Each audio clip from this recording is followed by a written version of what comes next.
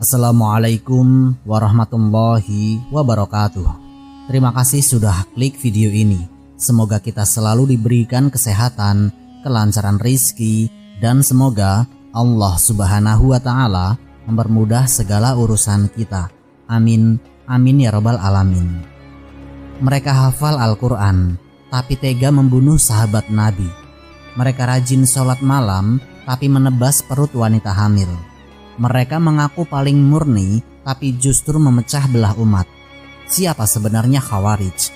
Bagaimana virus pemikiran mereka masih hidup hingga hari ini, melemahkan jihad, menuduh pejuang Palestina, dan memecah barisan kaum muslimin?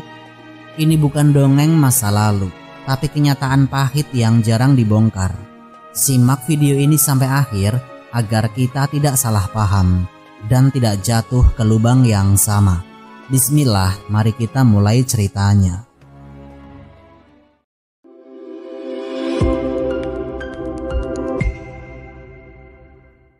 Awal munculnya Khawarij, perang dari Siffin menuju An-Nahrawan. Sejarah Islam mencatat momen paling kelam dalam perjalanan umat, saat darah saudara ditumpahkan bukan oleh musuh dari luar, tetapi oleh mereka yang mengaku paling lurus. Semua bermula pada tahun 37 Hijriah.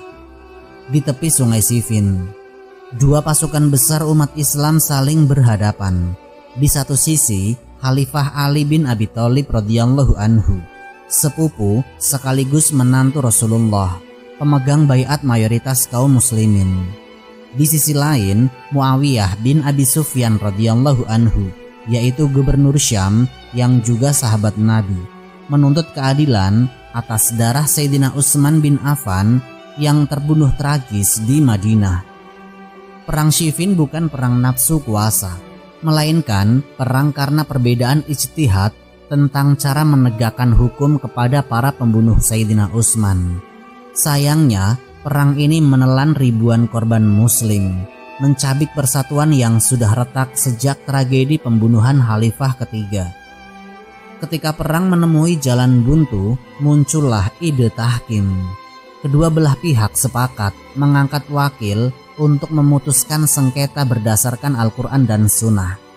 Sayyidina Ali menunjuk Abu Musa al-Asy'ari dan Muawiyah menunjuk Amr bin al-As. Sebagian besar sahabat Nabi mendukung, sebab tujuan tahkim adalah menghentikan pertumpahan darah. Namun, justru dari kubu Sayyidina Ali sendiri muncullah sekelompok kecil yang menolak dengan keras. Mereka berkata, tidak ada hukum kecuali milik Allah. Mereka memvonis Sayyidina Ali, Sayyidina Muawiyah, bahkan seluruh sahabat yang menerima tahkim sebagai kafir. Karena menurut mereka, menyerahkan keputusan kepada manusia berarti menolak hukum Allah.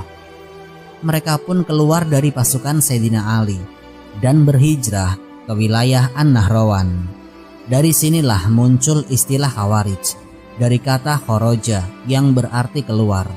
Inilah awal munculnya satu aliran yang kemudian menjadi bom waktu dalam sejarah umat, yaitu Khawarij. Kaum yang lahir dari semangat ibadah luar biasa, tapi dengan pemahaman sempit, keras, dan berujung pada kekerasan.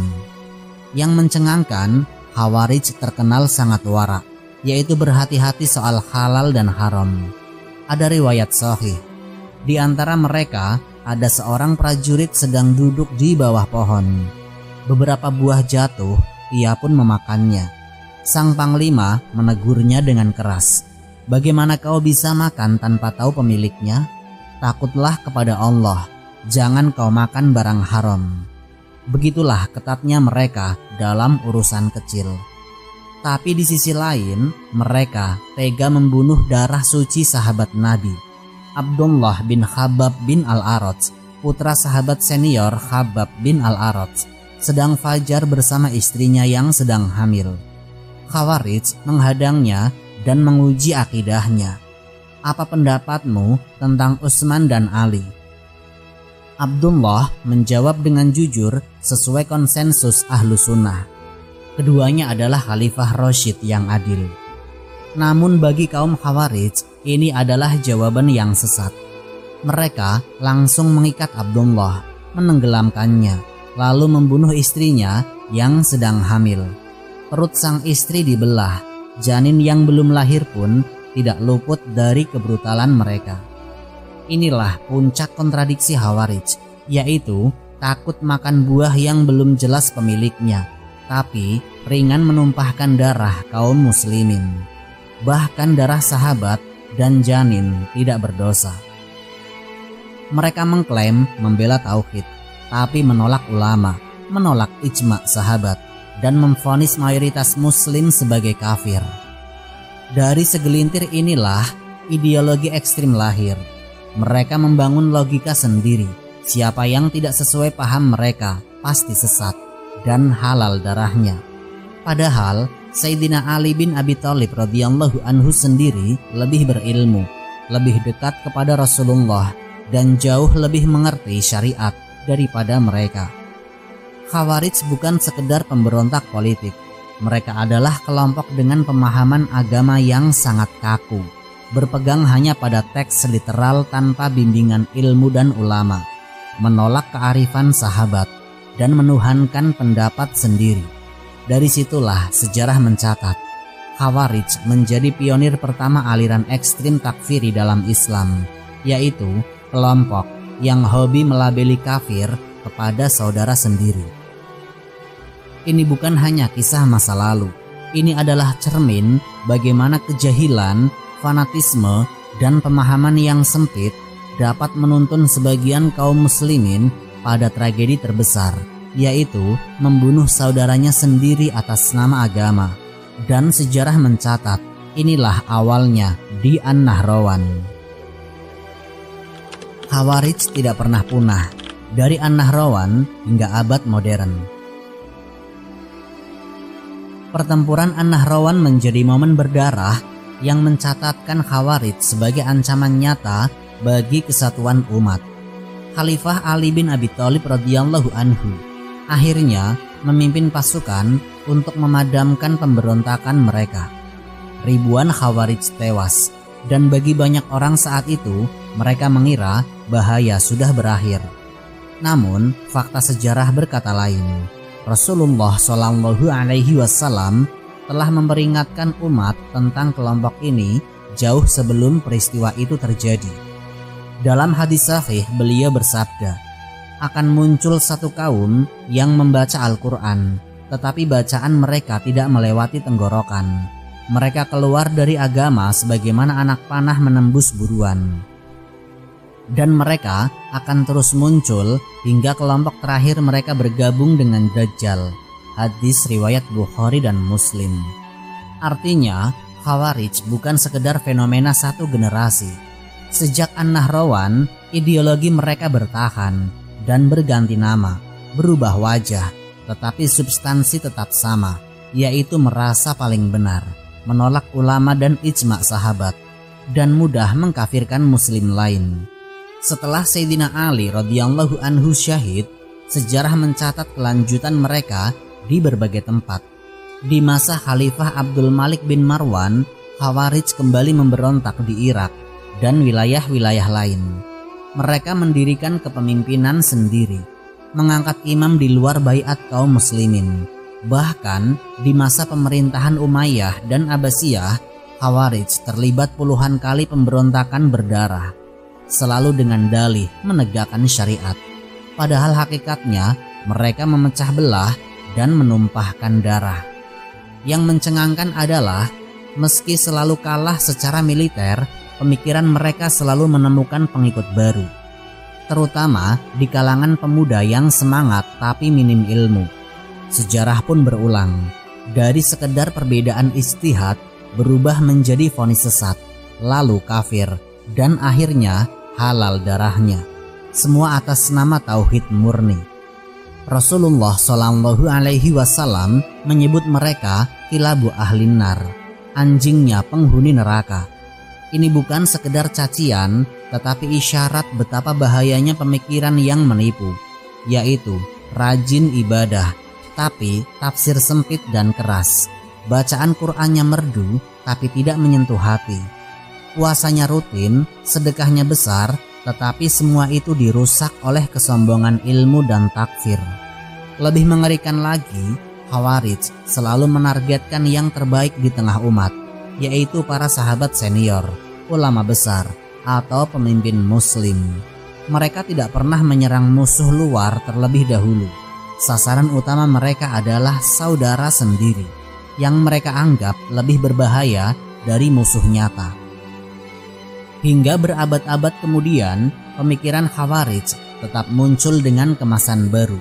Nama organisasi berubah, slogan berubah, tapi inti tidak berubah, yaitu selalu ada sekelompok orang yang merasa paling murni, mengkafirkan umat hanya karena perbedaan pendapat dalam hal ijtihad, memecah belah barisan kaum muslimin, dan menolak otoritas ulama Ahlus Sunnah wal Jamaah. Yang jarang diungkap adalah Khawarij tidak hanya membawa bencana internal, tetapi juga membuka jalan bagi musuh luar. Seperti tercatat dalam sejarah, di saat Sayyidina Ali dan Muawiyah berselisih, Romawi Timur atau Bizantium berusaha memanfaatkan celah. Mereka mengirim surat kepada Muawiyah, menawarkan bantuan menyerang Sayyidina Ali. Namun Muawiyah menolak dengan tegas. Aku tidak akan bersekutu dengan kalian melawan sepupuku, meski kami berselisih. Inilah akhlak sahabat sejati, yaitu berbeda pendapat tapi tetap menjaga kesatuan umat melawan musuh luar.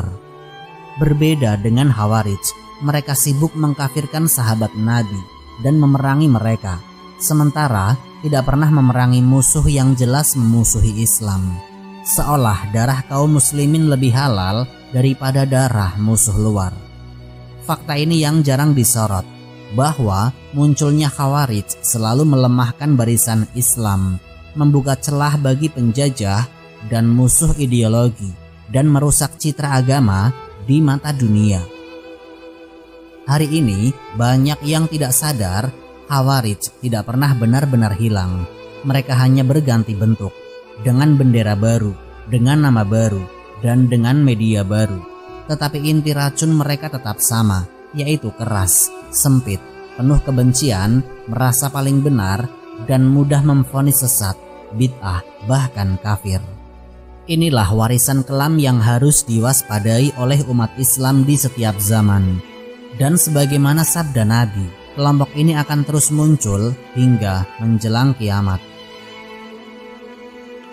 Sifat Khawarij yang tidak pernah berubah dari masa sahabat hingga zaman modern.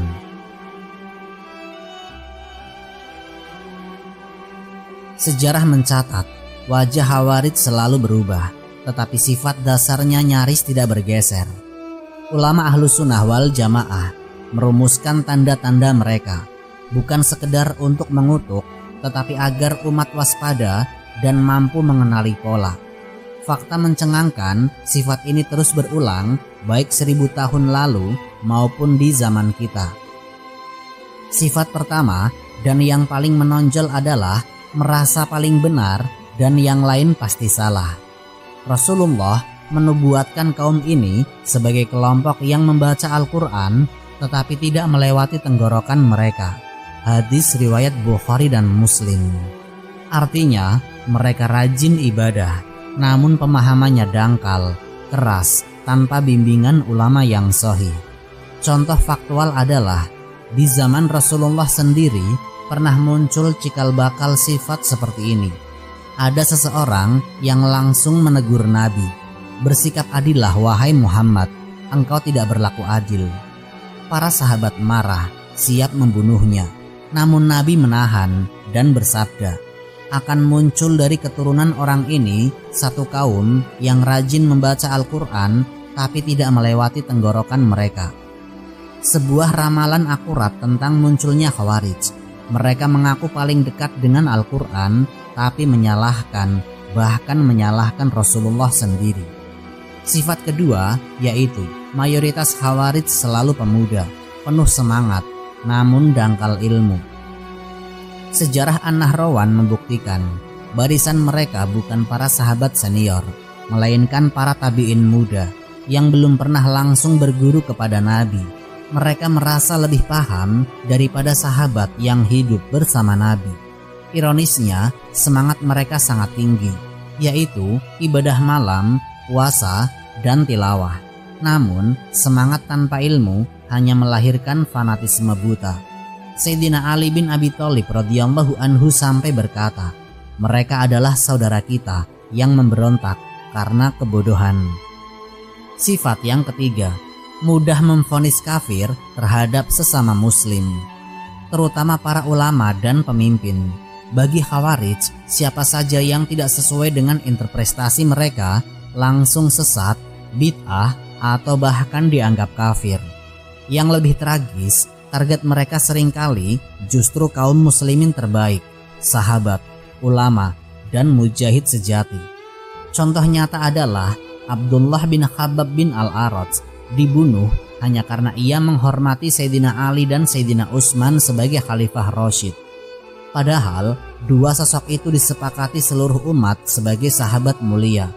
Bahkan istri Abdullah yang sedang hamil pun tidak luput dari kebrutalan kaum Khawarij. Sifat yang keempat, rajin ibadah lahiriah, namun salah tafsir dan keras hati. Khawarij terkenal sebagai para ahli ibadah. Mereka sholat malam dengan panjang, rajin puasa, dan hafal Al-Quran. Tapi seperti sabda Nabi, bacaan mereka tidak melewati tenggorokan, tidak sampai ke hati, tidak memberi kelembutan. Fakta yang mengejutkan adalah seluruh prajurit Khawarij di An-Nahrawan dikabarkan hafiz Quran. Namun mereka mengkafirkan sahabat Nabi yang dijamin masuk surga. Saking sempitnya pemahaman, perbedaan kecil pun dianggap pengkhianatan besar. Sifat yang kelima adalah keras terhadap kaum muslimin, namun lunak atau diam terhadap musuh dari luar. Sejarah perang Siffin menunjukkan ketika Bizantium hendak memanfaatkan konflik internal kaum muslimin, Muawiyah menolak bantuan mereka demi menjaga kesatuan umat. Sebaliknya, Khawarij justru sibuk mengkafirkan tentara Sayyidina Ali dan Muawiyah, bukan menghadapi musuh yang nyata. Fakta di zaman modern sama, yaitu kelompok Khawarij kontemporer sering menyerang ulama Ahlus Sunnah, memfitnah pejuang Palestina sebagai sesat, namun jarang menentang penjajah yang jelas-jelas membantai umat. Yang lebih menyedihkan, mereka menggunakan isu tauhid sebagai senjata memecah belah. Misalnya, menuduh pejuang Palestina sebagai Asy'ariyah atau Syiah, sehingga dianggap tidak pantas dibantu. Padahal, mayoritas ulama Ahlus Sunnah mengakui Asy'ariyah adalah bagian dari Ahlus Sunnah wal Jamaah, meski ada perbedaan ijtihad. Tuduhan ini hanya jadi alasan untuk diam di saat saudara muslim disembelih. Fakta mencengangkan lainnya adalah Khawarij selalu menganggap diri kelompok paling murni, sehingga membuat masjid khusus, kajian khusus, dan menolak ustadz lain, seolah selain mereka semua menyimpang. Padahal Nabi dan para sahabat membangun masjid untuk menyatukan umat, bukan memecahnya. Inilah sifat Khawarij yang selalu sama dari masa Sayyidina Ali bin Abi Thalib hingga hari ini, yaitu semangat tanpa ilmu, keras hati, gampang menuduh, dan lebih sibuk memerangi saudara sendiri daripada memerangi musuh yang nyata. Khawarij di era modern, slogan keras, media, dan luka yang mereka tinggalkan. Zaman berubah, teknologi berubah, tapi virus pemikiran Khawarij tetap hidup. Seperti kanker yang menyebar diam-diam, pemikiran mereka bermetamorfosis, yaitu dari pedang dan tombak kini menjadi mikrofon, layar ponsel, dan ribuan konten viral. Namun inti pesannya tetap sama, yaitu kami paling murni, selain kami pasti sesat. Yang jarang dibahas, Khawarij modern justru lebih berbahaya dibanding pendahulunya. Dahulu mereka harus keluar ke medan perang. Hari ini cukup menguasai algoritma, kanal YouTube, atau grup chat. Lewat potongan ceramah keras, meme penuh caci maki, atau judul provokatif, mereka menanamkan bibit takfir dan kebencian kepada jutaan orang dalam hitungan. Contoh faktual adalah mereka dengan ringan menyebut ulama Ahlus Sunnah sebagai ustadz syubhat hanya karena berbeda pandangan dalam masalah ijtihad. Mereka juga menyerang gerakan kemanusiaan untuk Palestina, menuduhnya hizbi, bid'ah, atau tidak murni tauhid. Padahal ulama senior dari berbagai negara Arab, termasuk para mufti, menyerukan dukungan penuh untuk Palestina sebagai kewajiban akidah dan kemanusiaan. Yang lebih ironis, narasi mereka sering berbunyi keras menolak Israel, tetapi target utama tetap sesama muslim, yaitu ormas, masjid, bahkan relawan kemanusiaan Palestina. Mereka jarang menyerang langsung ideologi Zionis atau menelanjangi kebrutalan Israel dengan dalil dan data. Fokus mereka adalah menuduh, memecah belah, menciptakan curiga di tengah umat. Yang lebih memprihatinkan, Khawarij modern kerap menunggangi isu tauhid untuk membelah umat. Bagi mereka, tauhid sempit cukup mengulang Allah di atas arsy. Lalu, vonis sesat untuk Asy'ariyah, Maturidiyah, bahkan mayoritas kaum muslimin. Mereka menafsirkan dalil dengan cara yang sangat literal, mengabaikan syarah para ulama besar seperti Imam Nawawi, Ibnu Hajar, atau Imam Syafi'i. Padahal para imam itu tidak pernah mengkafirkan kaum muslimin hanya karena beda detail dalam sifat Allah. Pemikiran keras ini juga punya strategi, yaitu mereka membangun komunitas eksklusif, hanya mendengar ceramah ustadz sejalan, hanya menghadiri kajian kelompok sendiri. Mereka menolak silaturahmi dengan masjid besar umat Islam, mencibir majelis ulama resmi, dan memecah jemaah. Semua atas nama kemurnian. Yang jarang disorot adalah cara kerja Khawarij modern seringkali diam-diam. Mereka jarang berdiskusi ilmiah terbuka, lebih memilih sindiran di status, potongan video tanpa konteks, dan label sesat yang cepat viral. Satu kalimat tajam lebih cepat menyebar daripada penjelasan panjang ulama. Akibatnya, umat terpecah. Sebagian jadi ragu menolong Palestina karena termakan fitnah, mereka itu Syiah atau tauhidnya belum lurus. Padahal mayoritas pejuang Palestina adalah Sunni, bermazhab Syafi'i, Hambali, atau Hanafi, bagian dari Ahlus Sunnah wal Jamaah. Fitnah ini menanamkan luka umat, membuat darah syuhada tidak lagi dirasakan sebagai kehormatan yang wajib dibela. Lebih jauh lagi, Khawarij modern juga menciptakan generasi muda yang sinis terhadap ulama. Mereka seolah berkata, jangan dengar ulama besar, cukup ikuti kami. Padahal para imam terdahulu mengingatkan, barang siapa menolak ijma ulama, dia keluar dari jalan Ahlus Sunnah. Yang paling mencengangkan adalah dalam sejarah, setiap muncul Khawarij selalu ada musuh luar yang menunggu retaknya barisan kaum muslimin.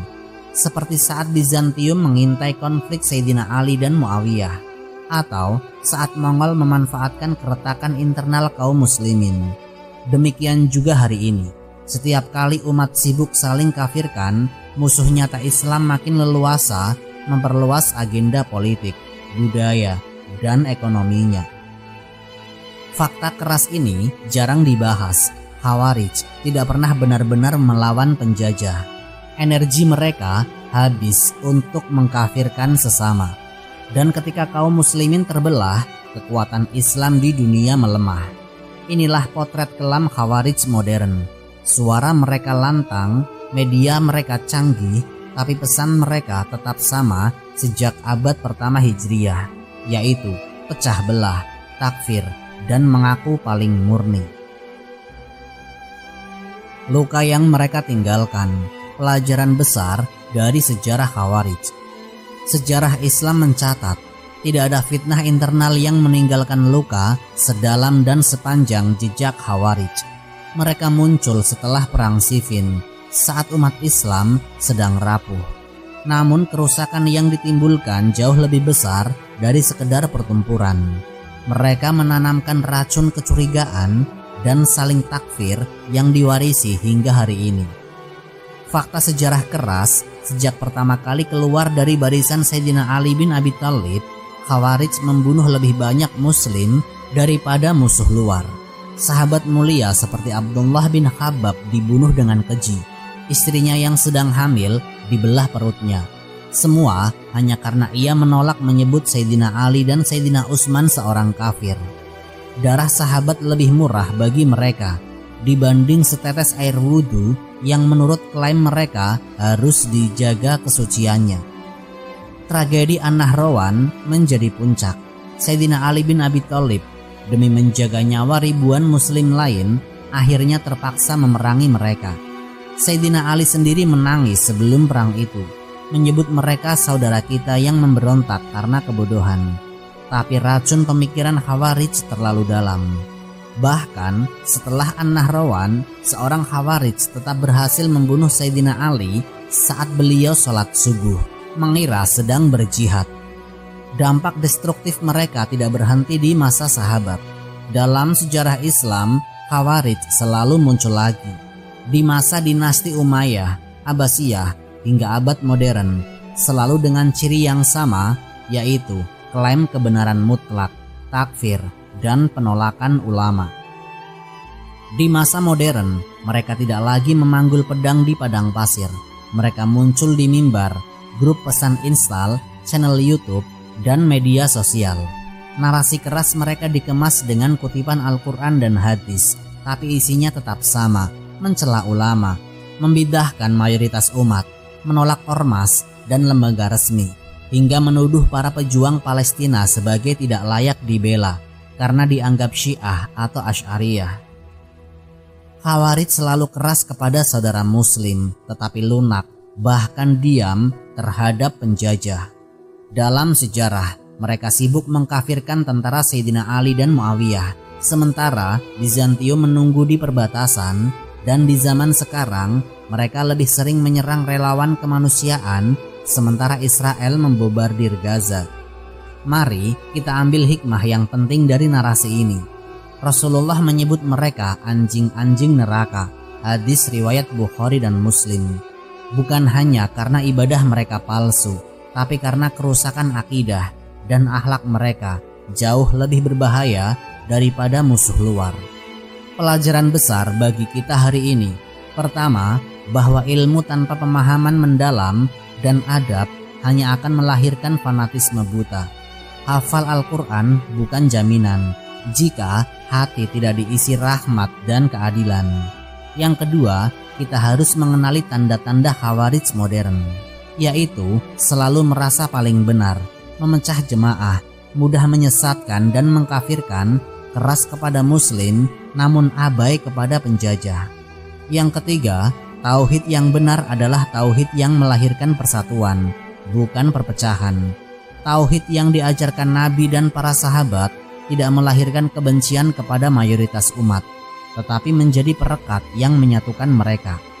Dan akhirnya, sejarah membuktikan Khawarij selalu gagal menegakkan apapun yang mereka klaim. Yang mereka tinggalkan hanya darah, perpecahan, dan aib yang panjang bagi umat. Tapi mereka terus muncul lagi karena umat Islam lupa belajar dari sejarah. Tugas kita hari ini bukan hanya mengutuk Khawarij modern, tapi menegakkan ilmu yang benar, memelihara adab kepada ulama, dan membela umat tertindas tanpa syariat fanatisme golongan. Seperti kata Imam Syafi'i rahimahullah, "Aku mencintai orang soleh, meski aku bukan bagian dari mereka, dan aku membenci pelaku maksiat, meski aku bukan sebaik mereka." Karena itu, sejarah Khawarij bukan hanya kisah kelam masa lalu. Ia adalah peringatan abadi. Jangan pernah merasa paling suci, paling murni, dan paling selamat, sebab itulah jalan yang pertama kali menyesatkan mereka. Wallahu a'lam bishawab. Semoga kisah ini memberikan manfaat dan menjadi pengingat bagi kita semua untuk terus memperbaiki diri serta meningkatkan ketaatan kepada Allah Subhanahu wa Ta'ala. Lebih dan kurangnya mohon dimaafkan. Yang benar datangnya dari Allah Subhanahu wa Ta'ala. Khilaf atau keliru itu datangnya dari saya pribadi sebagai manusia biasa. Sampai jumpa di kisah-kisah inspiratif berikutnya. Akhirul kalam. Wassalamualaikum warahmatullahi wabarakatuh.